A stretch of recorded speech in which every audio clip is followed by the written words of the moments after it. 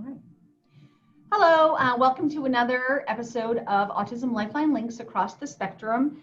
Today is April 30th, and we are, of course, in the midst of the COVID pandemic across the world and here in San Antonio, Texas, where Autism Lifeline Links is based out of.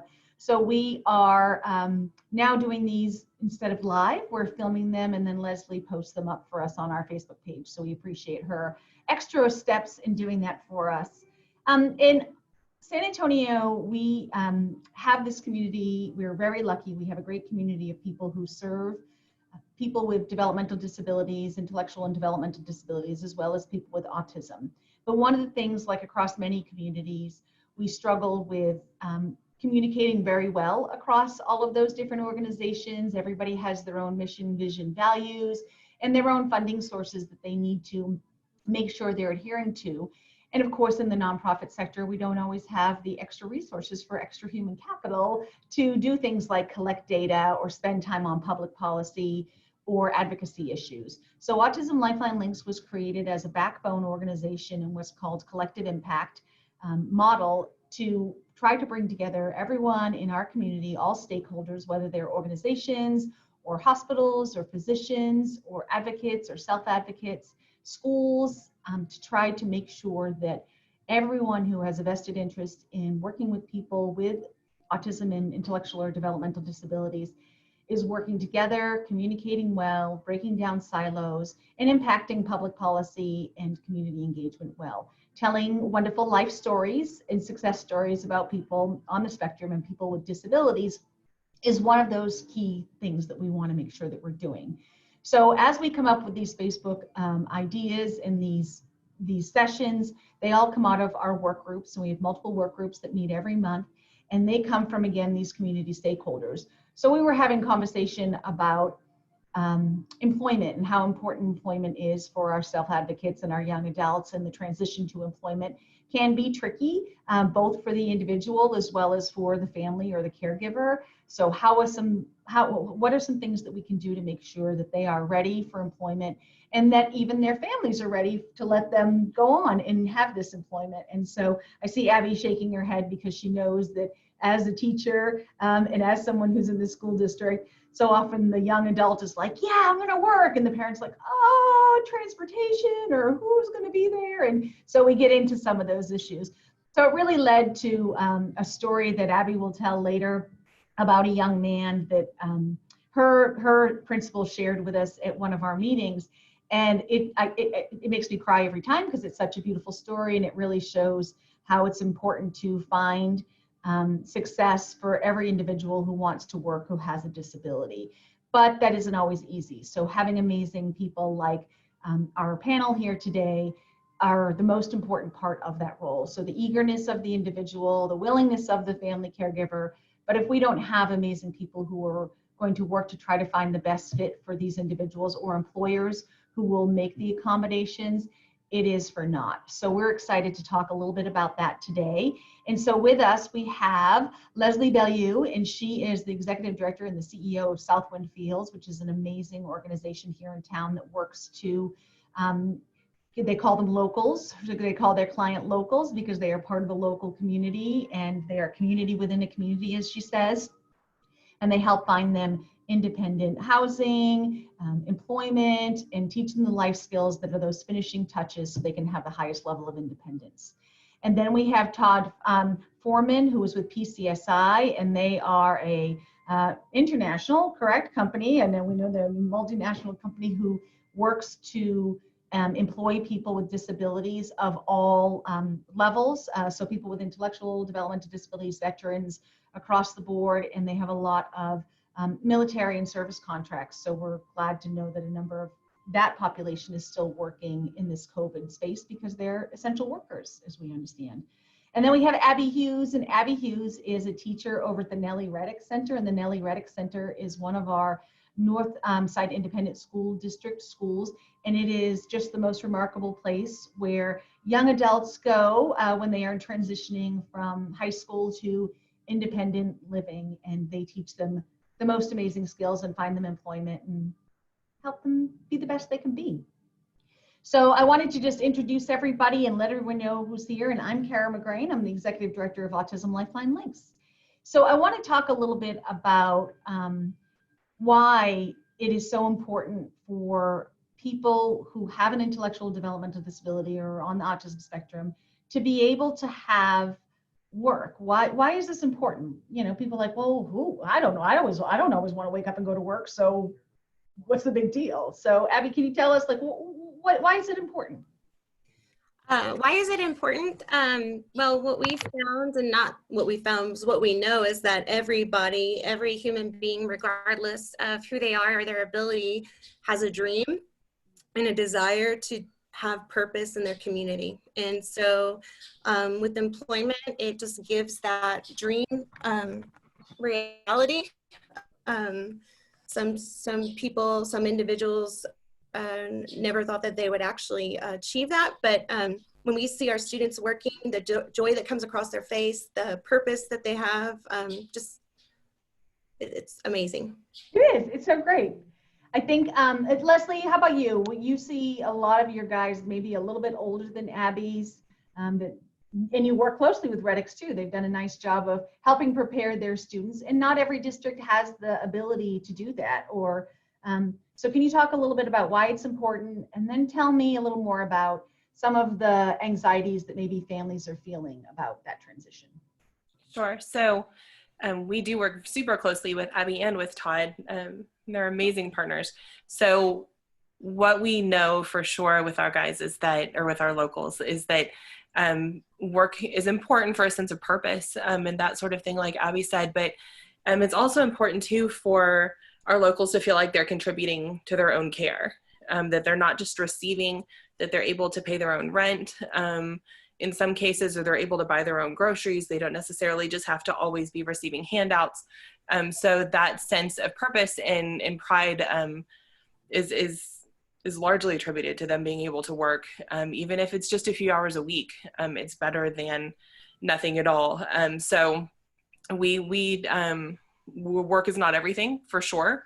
There's a lot more outside of work, but it is an important facet of all of our lives in order to feel like we are doing something meaningful and purposeful. So that's why it's important for our guys who are more in that in between sort of world.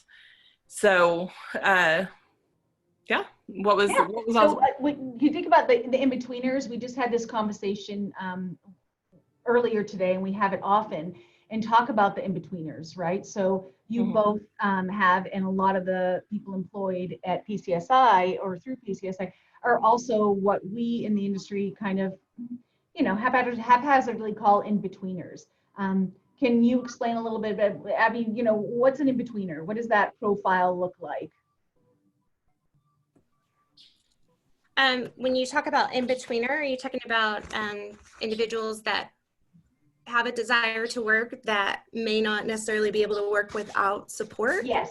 Yes. Oh yeah, what we call the in-betweeners is the guys who, like, group home and state facilities aren't necessarily appropriate, but living completely independently and maybe going to college and that sort of stuff full-time isn't necessarily realistic either.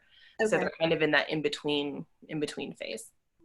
Okay, so at the Reddix, I've never really heard it called the in-betweener stage. Oh. But I got you. I understand what you're talking about, because we don't say in-betweener. It's because we do believe that every single one of our students has the purpose in place. We just have to hone in on what their dream is, and then what support systems that we need to help the families or that place to be able to achieve that dream, whether it be competitive employment, volunteering. I had a student who's very medically fragile, but she started her own foundation and she's been raising money for a hospital in the community. So for us, I don't know that there's an in-betweener, but it's just finding what it is their dream is, their abilities, and matching that up with any of the provider or service assistance that they need. So I think what we mean by that phase is, by that word, is more in terms of the level of support that they need.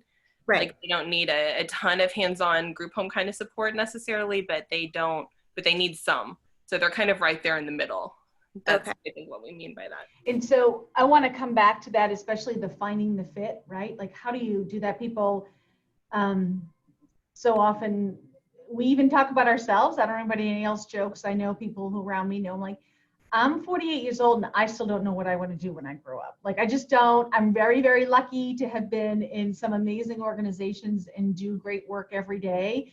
And I'm very happy and fulfilled. But if you had to sit there and lay that out, and of course we know it changes. I have a son who is 18, he's about to graduate. Leslie does too. We've got these kids, and like, if this was 3 years ago, what he wanted to be was a doctor. And then he found out, oh, I don't know about that. And then he wanted to be an archaeologist.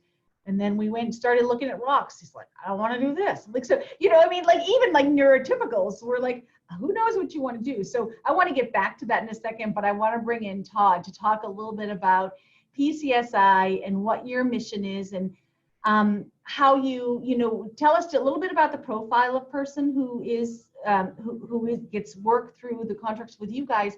But then can you talk a little bit about this, the people with intellectual and developmental disabilities, and how you as a company really go the extra mile to say, this is a population we're going to work with and serve, and we'll work with the accommodations, and why is that important to you all? Give me one moment, please. Yeah.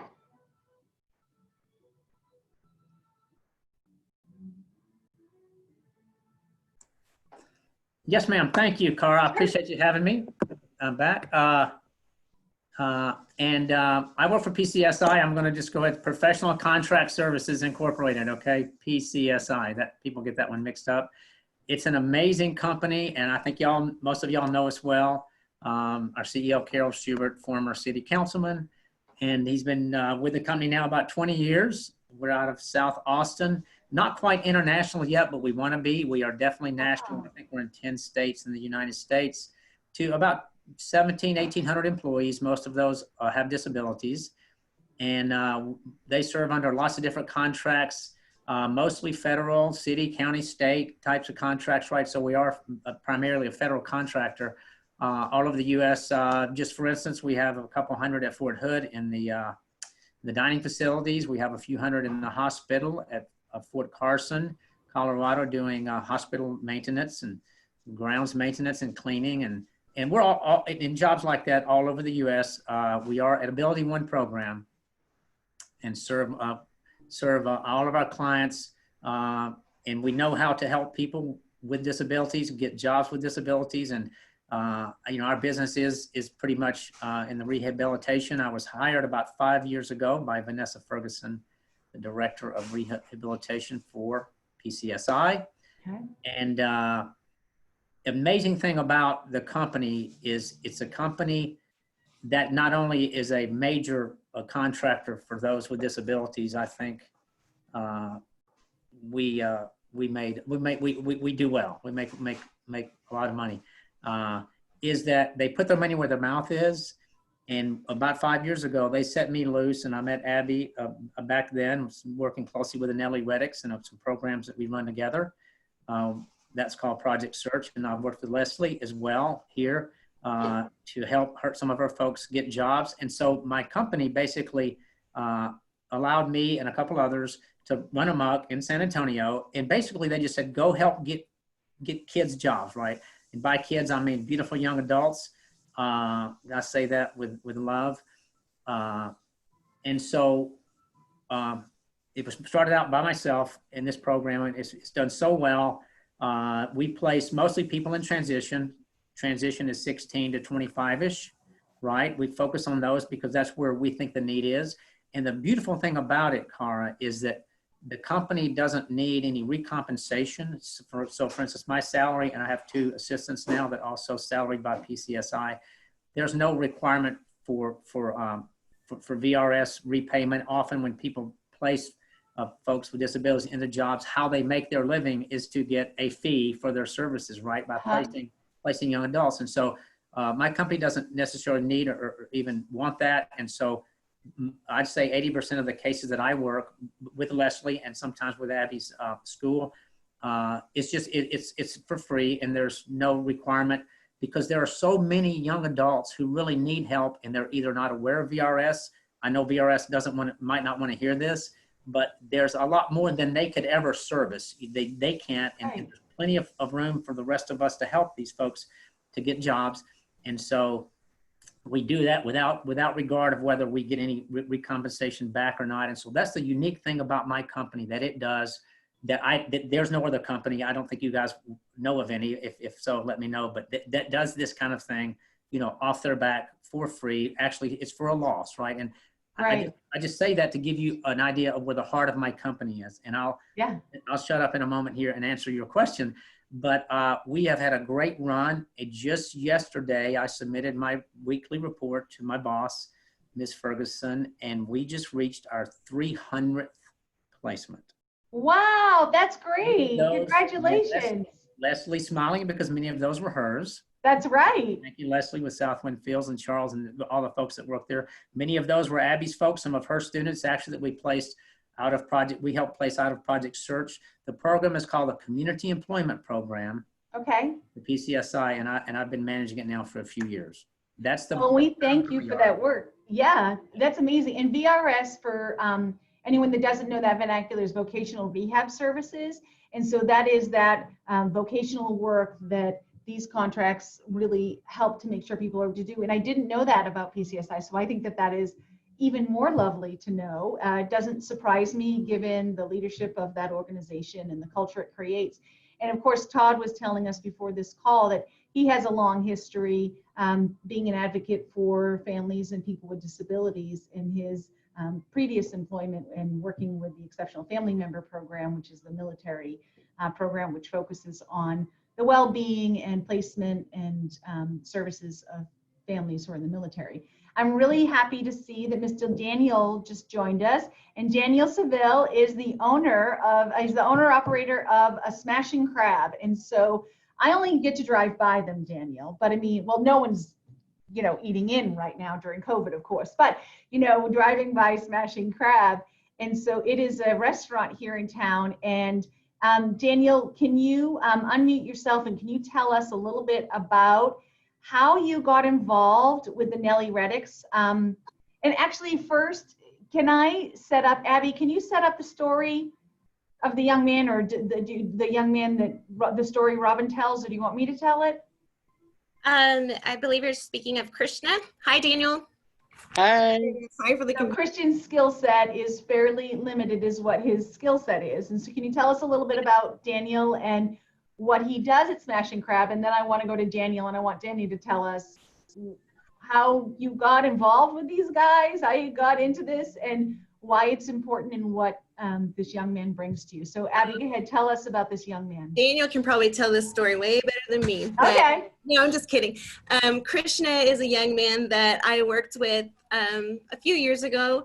A little guy, I say little guy because he literally is like very short, but he's a young man who has Down syndrome. His reading skills are not very high. His math is not quite on point, but his people skills and love of people and then determination is out the roof. Krishna wanted a job in the restaurant business. He had trained at front of the house places, and we thought, oh, let's go get a job for you, Krishna, at like a front of the house, cleaning tables or whatnot. But Krishna had other plans in mind, and aligned when we went out looking for work for Krishna, and we came across Smashin Crab. And with us at Reddix, it's all about networking and communication, going out to different restaurants, different businesses, surveying the work that our students could possibly do, and then just talking with owners and managers. I went in and met with Daniel and his wife, Autumn, and was talking and speaking on behalf of Krishna, talking about, oh, he's great at cleaning tables. Oh, he would be great putting the paper on the tables and all this different things. But Daniel and Autumn had other plans for Krishna, and their high expectations exceeded what I was going in for originally. But Yeah, and Daniel can speak on Krishna and what he does. Okay. Thanks, Abby. So, Krishna, tell us what your first experience was with Krishna, and what gave you in Autumn the voice to be like, yeah, let's do this. Let's hire this young man and bring him onto our team. Daniel? Oh no, Daniel. Daniel, You're on mute. Hold on.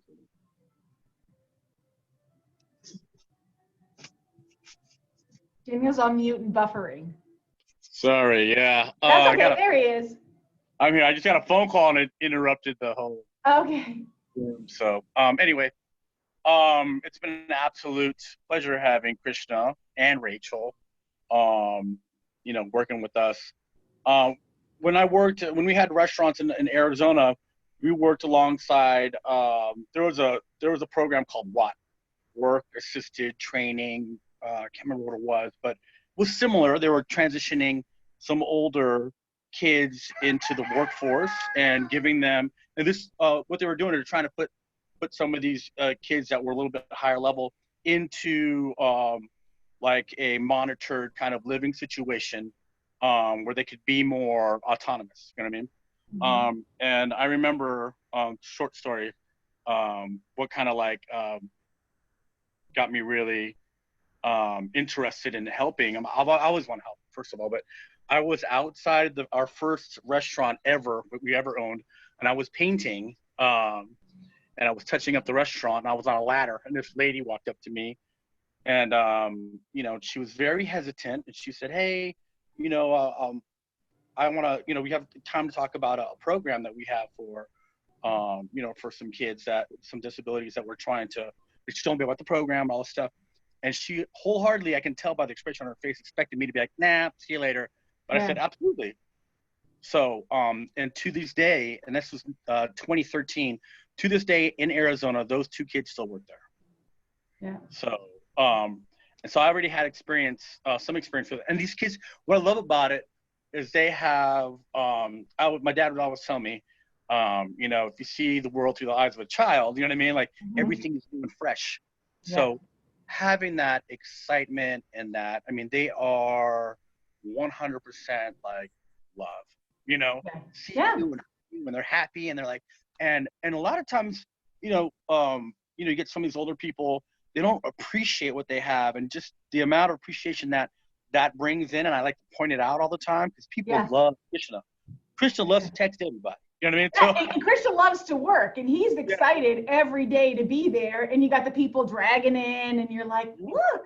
And so it actually, it's funny because, you think that you're doing him a favor and them a favor. They're bringing a culture and something amazing to us, and I like to point that out to them, like, hey, appreciate what you have. He loves being around people. He texts everybody. Everyone is super protective of him, and makes time for him.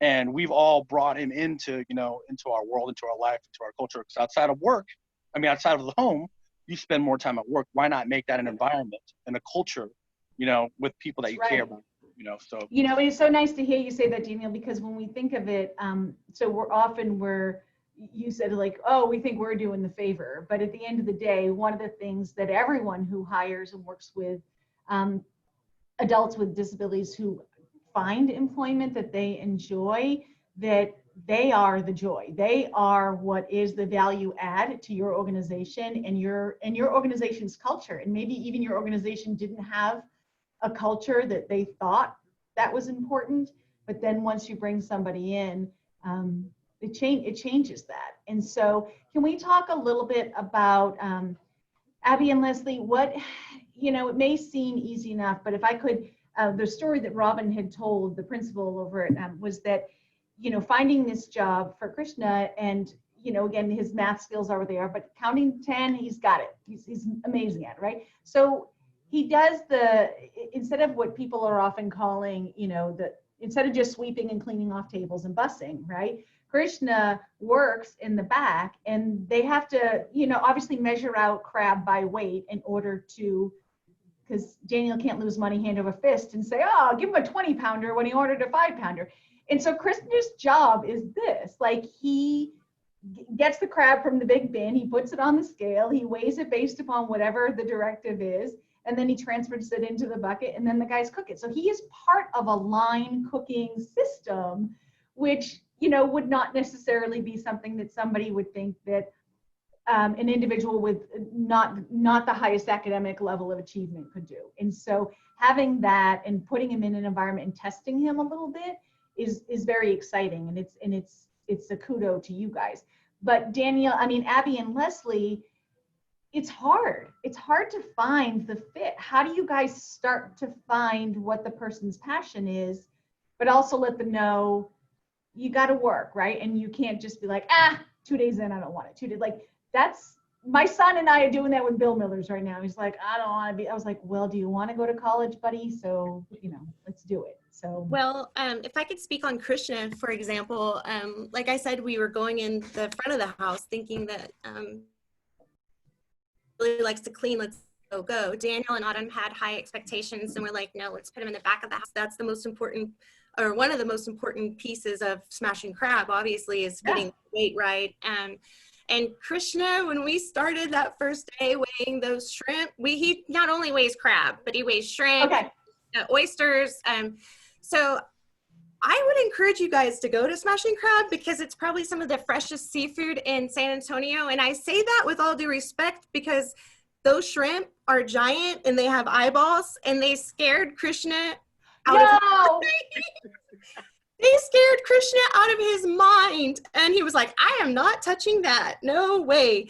And so we're like, come on, Krishna, let's just try it out. And so for Krishna, it wasn't necessarily the job that we found that he loves, but like Daniel had said, the relationships with his coworkers, because Smashin' Crab, and I do want to give them credit. Not only have they hired one, but they've hired 3 of our students.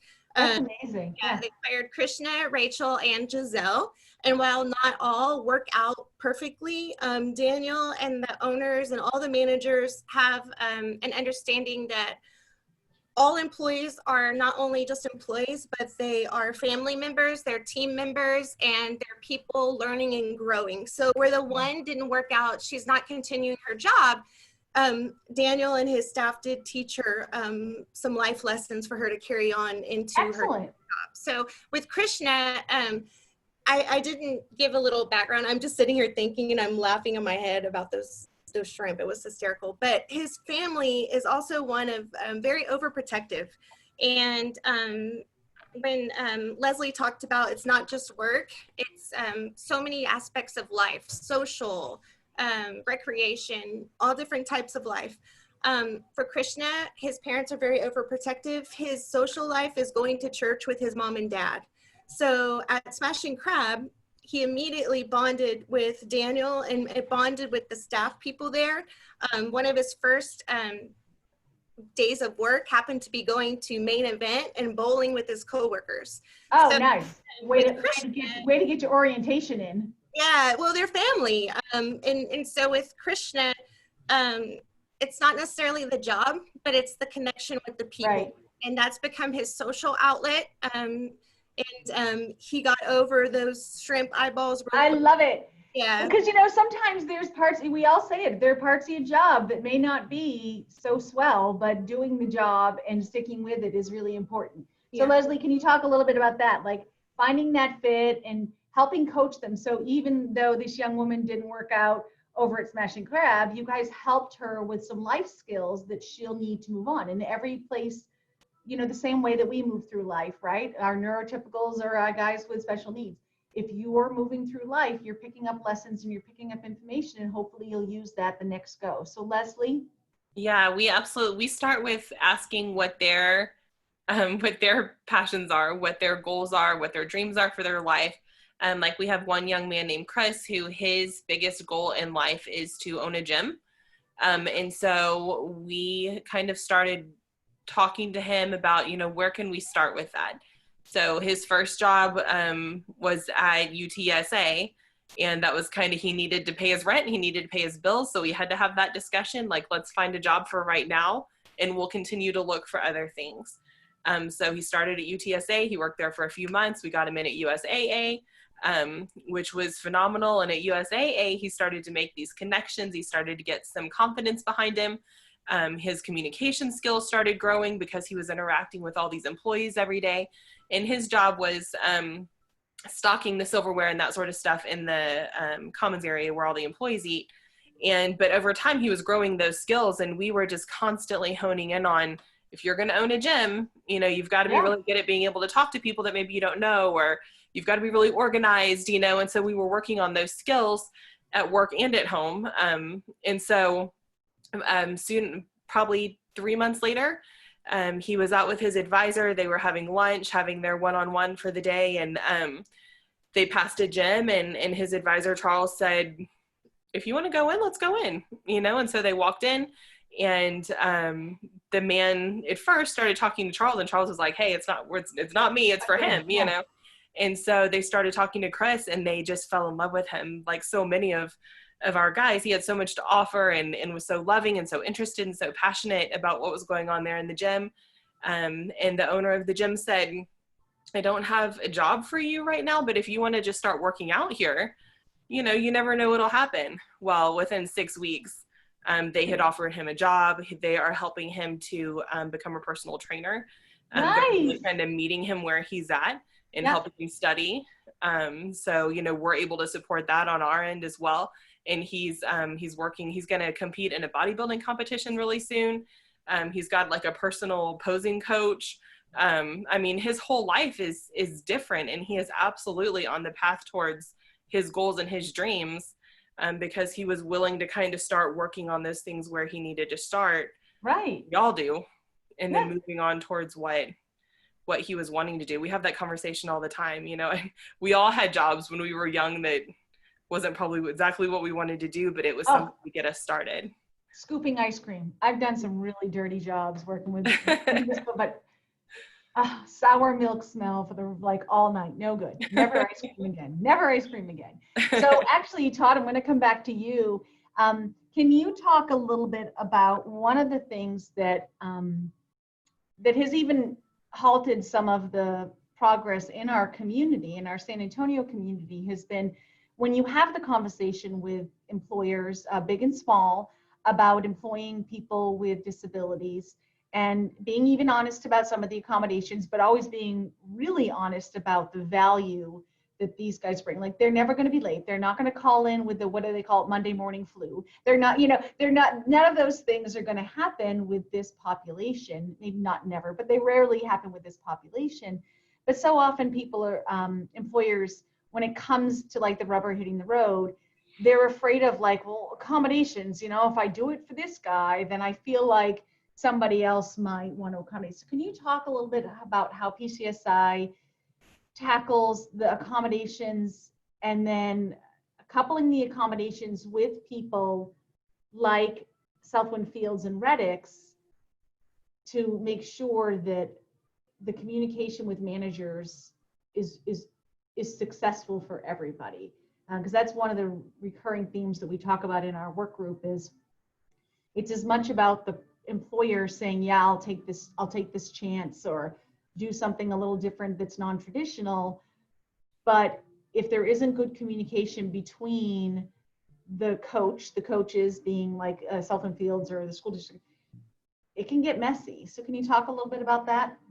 Yeah, I'd love to, and you just nailed it.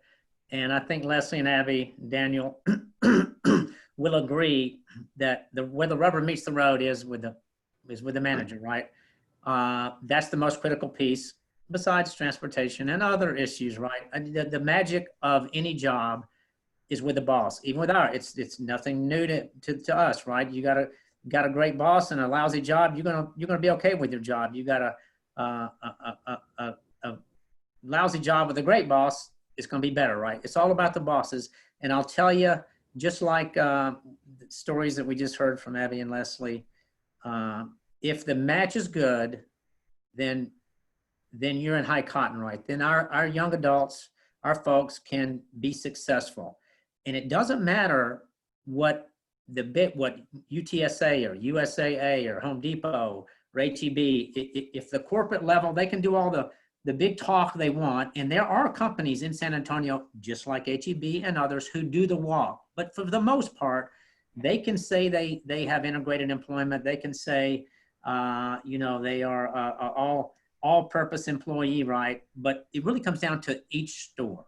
Even in HEB occasionally, not so much so with those. But when it comes to some of the other stores, the ones that we deal with, let's just say Dollar General, they're everywhere, right? I might have 20 or 30 working today at Dollar General. When it comes down to stores like that, it doesn't matter what corporate says about inclusion. It matters what the manager says. Yeah. So when Leslie and Abby and the rest of us and her husband, Brad, who does what she does, is out there in the community, then it's store by store. And that's why this is a beautiful thing, because it's face-to-face. I love it. There's still a few stores that still do paper applications. I love those too, as few as they might be, because it makes you have interface. And even in this day that we have been in the last month, where we're all talking by internet and not by face-to-face, that really the way things really get done is face-to-face. Our success, PCSI's, the Community Employment Program, is showing up, hitting the streets. If you're not out running the streets every day, then you're not going to get kids jobs. You don't get them over the phone, these young adults jobs over the phone. That's hard to do. We can do that, but it's the hard way. So it is face-to-face. It's about the communication with that individual manager. And I will tell you that most of the managers I meet, and you can generally tell pretty quickly, just as we're having this conversation, where our hearts are, because we do what we do because we love what we do. And if you can find the right manager, it takes a little bit of mixing it up with them. And initially, I kind of like to break the ice with the manager first to kind of see what they're all about, to see what the need for the store is individually, because we all know our clients. Abby knows her students. Leslie knows all 40 or 50 of her locals. She knows them inside and out. And we know what is good. We think we sort of know what is good for them, right? And once we find the right manager, then the way it's worked for me, Cara, is I simply bring them in, just like this beautiful young man at Smashing Crabs, Krishna, and let the magic happen. Because once the young person starts talking and the magic happens, I just step out of the way and let them get their job, because it's going to be up to them to do the interview anyway. In many cases, the interview is the job. And I would say 80% of the time that I can get a young man or woman into an interview, they're going to get the job, because you have to do the part before that. You don't want to waste time. And so you have to talk to the manager about accommodations. That's a word that many don't understand, but a little bit of education, some promises, and you have to follow up, right? You cannot just drop that person off and go, good luck with that, right? But in general, what you said is true about our folks that do get jobs. And to them, it's not a job, it's a career. Yeah. Whether it's shredding papers, whether it's sweeping the floor, whether it's restocking at Dollar General, it's a career for them. So yeah, they do take it more seriously. They are going to be more punctual.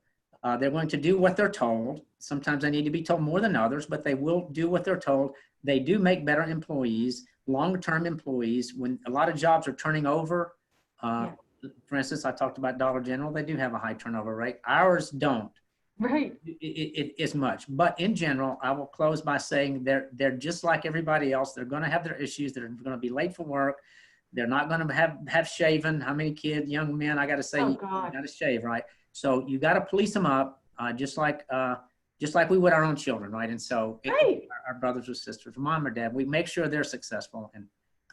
And you're right. And I think I'll just close by saying that when I first took this job in San Antonio, I really didn't think it was going to work so well, because I didn't think that there were enough managers out there that would really have a heart.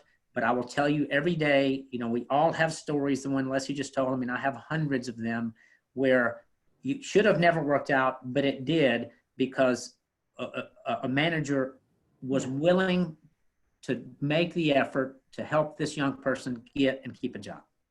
I really thank you so much for sharing that, Todd, because it's so, hold on a second, it's so true, because we know that, and there are some great companies doing some great stuff, but even then, still, it comes down to that manager and what and whether they have a personal story or a personal connection to somebody with a disability, and that's why they care, or whether they're just like me, who've just been doing it forever, or it's the first experience they've ever had with somebody with a disability, and they just warm their heart. I have the goosebumps when you're telling what you're saying, because it is true, and I'm glad to hear that you feel that it's positive. And so the beating the streets, the block walking, the whatever we want to call it, it is the personal relationships. And that's a lot of what our project is as well. It's about the one-on-one relationship, and it's about being honest and being true and always being there when there is, if and when there is a problem, right? So that being just a very reciprocal relationship with that manager and with the people who are working to help this young person find success. And so I think that you just said it beautifully. And then, so that's from the big guy perspective, right? But from the little guy perspective, a lot of smaller operators are really worried about, oh, I don't have big lawyers, I don't have big you know what I mean? Like, this isn't, but to take that chance, if you could say one thing, Daniel, to a smaller operator, this gym owner, right? Or a, you know, or you, like another restaurant, what would you say to them to encourage them to just open their heart for the moment, for that first conversation that Todd talked about? Well, first of all, I really personally don't differentiate. You know, we have a philosophy at the restaurant: hire the heart, train the brain. And if somebody is good, they're good, and they can be taught at any level, right? And if you as a good leader, you put somebody in the position to succeed in with a job that fits them. You know, it's like a coach, put them in a position, you know, to succeed at every given point, and not to discount. So, you know, to Abby's point earlier, she said, you know, he wanted to bust tables and stuff. And for me, number one, I had needs, right? I need someone to help in the kitchen, but also didn't want to diminuate the fact that maybe he could do something that people aren't giving him credit for, right? Yeah. So, and like we do with every employee, we push the boundary to see what they're able to do. You know what I mean?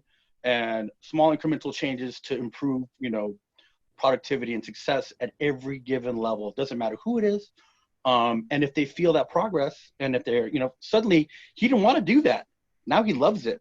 But a good leader finds where the person's supposed to be and where they can succeed, puts them in an environment where they can be their absolute best and perform at their best and be calm. That's when people will perform at their best. And you just can't discount the ability. Like, people always want to be like, oh, you just wash dishes or just whatever. That's maybe yes. But and I will give repetition and routine is key. Sure. Any good leader should be able to set an expectation, so very clearly to whomever their employee is, so that way they can perform, not just, you know, give a blanketed statement, say, go do this. You know, for us, it's show, do, review. Show you how to do it. We see if you can do it. We review it. If you need any help, we go on from there. But, you know, I've always had so many people that in the beginning that were workmates with them, at the beginning fret, but then by the end of the week fall in love with these kids. Yeah. Cannot discount. They are beams of light. Like, it's amazing. So. Thank you, Daniel. So add real quick, because we're going to start wrapping. Ahead. Can I say something real quick about Smashin Crab? And it touches base on what Todd was saying about finding that leader. And then it's different at different stores. The one thing that's different at that is, yes, Daniel's a true leader at Smashin Crab. They have 2 restaurants here in San Antonio. They're opening a 3rd. But it's consistent at every store. So the expectations that Daniel has at one, it's all across. And the one thing that has helped Krishna, I have felt, Daniel, is that there is open communication amongst all of the managers and all of the coworkers in all of those stores. The very first thing that Daniel did, and I don't know if you remember this, Daniel, with Krishna, is took a picture of Krishna and immediately posted it on their employment Facebook page or whatever they had and said, hi, this is Krishna. Krishna likes to do this, XYZ, and introduced him as a person.